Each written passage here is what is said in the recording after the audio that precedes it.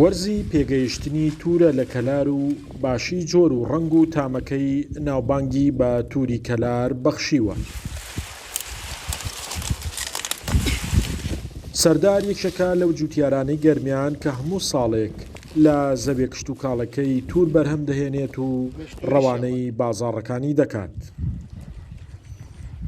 وەڵا وەرزی چاندنی توور 15 نۆ هەتاکو 15 ئەتوانی توور بچێنیت و ئەوەی کە پێشتر چاندومانە ئێستا بەرەم هاتووە و لە دوایەوە لە 15 بۆ مانگی 11 تۆی دوو و بەشبەی دووەم بۆشێنین ئەمێنێتەوە ئەو کاتە لە مانگی 34 ئیسفادی لێ یەکەینەوە.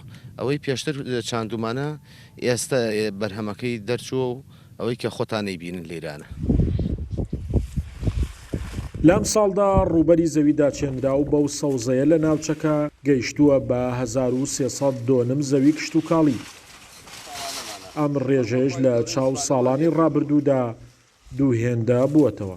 گرنگی توور لەم منطقەی ئێمە ئەرزەکەمانم بەهۆی جوگرافی منطقەکەەوە و ئەرزەکانمانەوە بۆ توور زۆر شتێکی باشە و هەموو ئەو زەرعاتانەی لە سەرم ئەرزانە ئەکرێ هەر هەمووی شکر بۆخوا زۆر بەرەکەتی باشە خاستەن توور منطقەی کەلار و منطقەی شێغڵەنگەر ئێرە گوندی شێڵەنگەرە.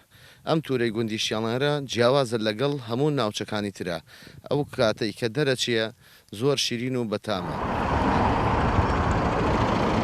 ڕێژەی بەرهەمی توور لە ناوچەکە ساڵانە دەگاتە 3600 تان.